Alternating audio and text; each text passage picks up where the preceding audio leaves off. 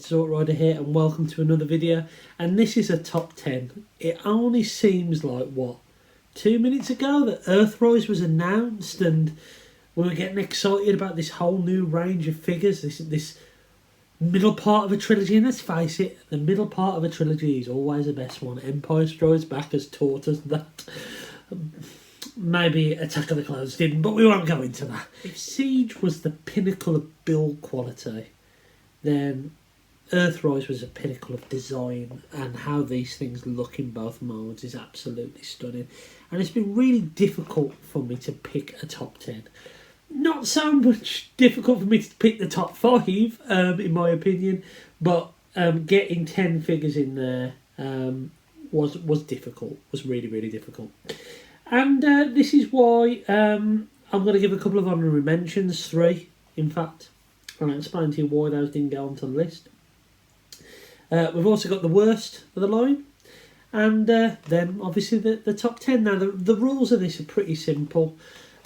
If the toy was released in an Earthrise box, then it qualifies as Earthrise. Might sound a little bit simple. But so I'm not going to include any of the selects, any of the Amazon exclusives that appear in the brown boxes. So, for example, the Coneheads and the Ironhide and Prowl, they're eligible for the list, but Ratchet and Lifeline wouldn't be, if that makes sense. And also, I'm not going to put any Micromasters or Battlemasters on here because I only have one, and that's the Ramp guy, the first one. Forget his name. That forgetful. He wouldn't have made the list anyway. So it's basically your Deluxes, your Voyagers, your Leaders, and of course the Commander class and the Titan are in the mix as well. So with all that out of the way, let's get on to the worst figure in the Earthrise line. And that accolade, in my opinion, goes to Double Dealer. Double Dealer was unfortunate. It could have been so great. He was so close to the G1 toy, especially in a couple of his modes, that you couldn't really see the difference apart from the robot mode. But those legs, they're too short. The knees are awful. The QC on it is not the best. And this is the thing that's unforgivable about this is that it was like a £45–50 figure. Now, luckily I managed to get mine for £30 in a sale, but nevertheless, this wasn't good in my opinion. So yeah, so unfortunately, my award for the worst Earthrise figure goes to Double Dealer. Okay, and let's talk about some honorary mentions now and why they didn't make the list. The first honorary mention is Ironworks. I think Ironworks was a great update. I think that the Airwave and Ironworks were absolutely brilliant. I think the Selects repaints probably weren't so good. But Ironworks was absolutely fantastic, and I can't fault him really. The only thing is that he didn't quite make it because I think some of the other figures were a lot stronger. So it's worthwhile mentioning him because you know what Hasbro tried to do here was wicked. The next two figures have a theme. They're a bit of a hangover from Siege. So the first one is Astro Train. Now, I picked up the Earthrise version of Astro Train, but he was actually released in the last wave of Siege as well. And because he's kind of in this limbo of not being Siege and not being Earthrise, even though appearing in both boxes, he kind of missed out on the list for me. He didn't quite fit in with the overall aesthetic of Earthrise. Even though the vehicles are pretty Earth looking, it has a lot more battle damage on, and I suppose the overall size of him being at leader price point and being bloody tiny also held him back a little bit. But you know what? It's still a great figure and probably the best Astro Train we've got. So yeah, he was really cool. And the next one is the 2-pack Ironhide, the one that appeared with Prowl. And I think this is a great figure. I know people have been moaning about the feet and all that kind of stuff, how they're displaying in vehicle mode. I don't care. I think this is the best mainline representation of Ironhide we have had. and I think it's absolutely stunning. And to be honest with you, it was so close to being in the top 10, but because it's essentially a retool of something we've had before, I decided not to put it in the top 10. But nevertheless, all three of those figures are worth picking up if you haven't got them. So in 10th place, after much debate, I'm going to put Grapple here. Now, it's easy to forget figures that appeared in Wave 1. Really easy, especially your Voyagers and your Deluxes, because you normally have multiple ones of those appear later on in the line. But Grapple here was fantastic. The few QC issues with the pegs on the back part snapping off in a vehicle mode when you tab them into the legs, but I sanded those down, and you know what, Grapple is lovely. He looks exactly how he did in the cartoon. He transforms into a lovely looking vehicle mode in my opinion, and the transformation mirrors the G1 toy, which brings back a load of nostalgia for me. And at number 9, a little bit of a surprise entry, a toy that I wasn't going to buy, and then the second lockdown came in, and the day before I was in Smith's and he was there, so I bought him. It is Earthrise Megatron. I had no intention of picking up this version of the figure, even though I did want the G2 figure. But it was there, and in hand it looked fantastic. And you know what? It knocks the Siege mould out the park. Even though it has been retooled, it definitely improves on that. Now, I have the Siege Netflix Megatron, which is my Megatron of choice as such in my battle scene behind me, which is great. The paint on is beautiful, but this Earthrise figure is great. It's got a better sculpt work on the body. The tank mode looks better. The only thing that lets it down slightly is that head sculpt, but what I will say, in hand it does grow on you. And I've had a load of fun with him. He's been great. He's built really well. He's fun to transform, and he deserves to be in the top 10. So in 9th place we have Earthrise Megatron. Now, I'm taking a few liberties, and it's my top 10, so I can do that. The 8th place goes to the Seeker mould. And when I say the Seeker mould, I mean Starscream, Thundercracker and Skywarp. There's no difference between these except in colour. These are essentially oversized, slightly retooled versions of the classic mould, which was a great mould back in the day. And you know what? These now are my pinnacle version of the Seekers. I don't think I need to go all in and pick up masterpiece versions, or even if these get re-released again, I would want to pick up another version of Starscream. In fact, I'd love one of these to be released in clear plastic so I can get Starscream's ghost on the go. But this mould is good. Few QC issues. The wings like to pop off on Starscream and my Thundercracker. But all in all, these look great. And it's great to have the gang back together, which is something I was unable to do with the Siege molds. I missed out on Skywarp. And they deserve to be in this 8th position. So in 7th place, I've got 2 figures. Yes, I am taking liberties again, but it's okay. It's my list. I can do what I want. It's the duo that I reviewed last week. Is Runabout and Runamuck. And these are great. Absolutely great versions of these characters. Great interpretation. Ticks and nostalgia boxes. Gives us something that we haven't really had before.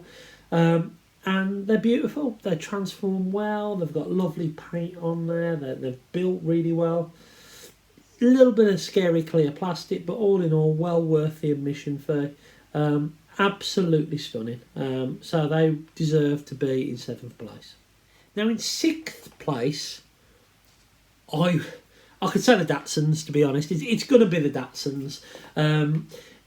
You can put in there the Smokescreen, you can put in there Prowl, you can put in there Blue Streak. And I've had some issues with my Blue Streak, but he does look great, even though he's got some quality control issues. If I was to name one, I'm going to say Smokescreen. I think Smokescreen was the mainline release. It was this figure that kind of, I suppose, created this term mini MP.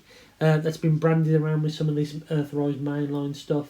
So I'm going to name Smokescreen in this top 10. Now we're into the top 5, and in 5th place, it's a Coneheads.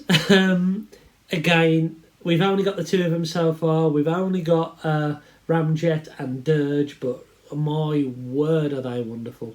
Dirge was probably always my favourite Conehead, so to get him with a screamy face was really wicked. I think the scale of these works really well. The retooling works really well. In fact, they're built better than the Seeker mould that was in 8th place in this list. And yeah, you could argue they're the same figures, slightly retooled, but I always keep the Seekers and the Coneheads as two separate bunching of characters. And to me, they come in a 2-pack. They should stay together. And I'm happy with that. They're a great figure. It's a shame that we haven't got a bloody thrust yet, but hopefully that will be put right at some point in 2021. And in 4th place, and I've taken a few liberties with this one as well, it is Titan class Scorponok. He had to be in the top 5, didn't he? Ever since we had that Fortress Maximus, we knew that there was going to be one day. And when fans voted for Trypticon, we were all a little bit shocked. Like, oh, well, we needed a Scorponok. And Trypticon was great. Then we had Omega, which is probably the best Titan in my opinion.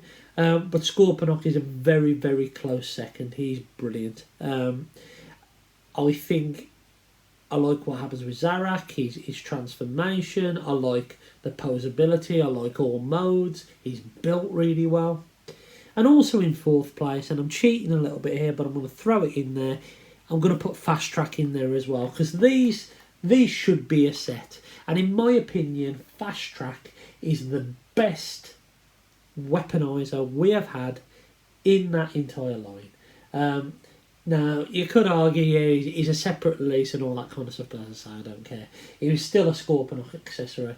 And the fact that he is a weaponizer, he has a recognised alt mode that actually looks like the G1 toy.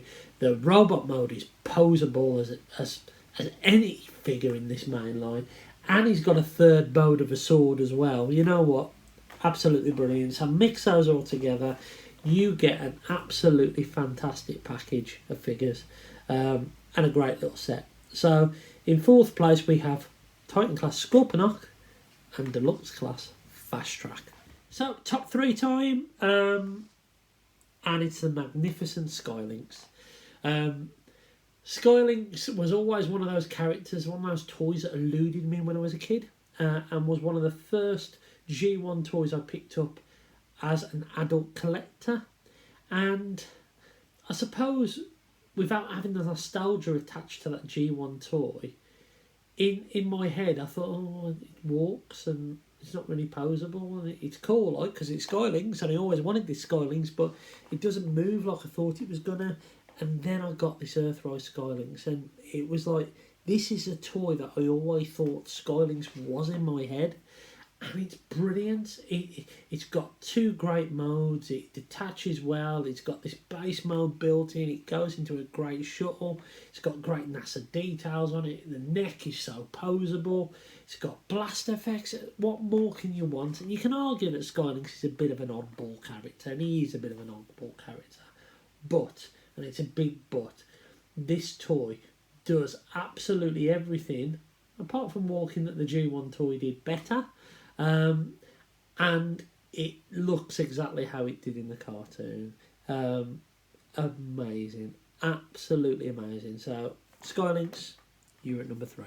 So in 2nd place is a figure that caused controversy on the forums, on Facebook, on Twitter, with all these fans going, oh, why are we paying $16, $17.99 at the deluxe price point for a Legends figure? That's what they were typing, and then 2 minutes later they were going and buying a Magic Square figure for 40 quid. It is Earthrise Cliff Jumper. Wow. This figure is amazing. It is so good. The Bumblebee repaint is amazing. The hubcap repaint and remold is amazing. And this is Cliff Jumper. This is the closest thing we're going to get to an animation accurate figure. As I said on my Bumblebee review, the only thing that's missing is a panel that flips around to unveil an Autobot logo on their chest. We haven't got that. What we did get is a figure that not only incorporates a gimmick of a water ski mode the cannon from that one from the first episode of Transformers where he tries to sniper out Megatron, and a really cool looking Orc mode with a fantastic robot mode. So Cliff Jumper, in my opinion, was so close to being the best Earthrise figure this year, but he just missed out, and I think you'll understand why. Because in first place, it had to be Leader Class, Earthrise, Optimus Prime. This is the pinnacle of Optimus Prime figures. Siege Prime was brilliant. This is almost perfect. And yes, you could argue that there's Roller missing from there, which was then pre-packaged in that Centurion weapon set with his axe and all those accessories that weren't packaged with the figure should have been with it, and some blast effects and probably more. But the main cab, the main figure, is probably, in my opinion, the best mainline Optimus Prime we have ever had. And that is an amazing compliment. I've recently picked up the Alternative Universe Prime, which is essentially the dead Optimus Prime from the movie. And you know what? I'm even tempted to pick up the new Netflix version because he looks like the G2 Optimus Prime colouring. But this figure is brilliant, and I think we're going to have repaints and remoulds of it for years to come, probably, with almost MP10 like. It is brilliant. It is the best Transformer figure that we have had this year in this line. And will it be top of my top 10 bots of 2020? I can't say, because I haven't talked about any of the selects. I haven't talked about any of the masterpiece figures or any of those things that I've picked up this year. But what I will say is that Earthrise Optimus Prime is absolutely the best Earthrise figure we have had this year. What do you think? Do you agree with me? Do you disagree? Do a video response. Leave your top 10 in the comments. Let me know what you think. This has been my top 10 Earthrise figures of 2020. I've been Zort Rider, and I hope you enjoyed it. And until next time, I've been Zort Rider, and I suppose I'll catch you again in about a year for the top 10 of Kingdom. Probably. And I'll see you in a bit.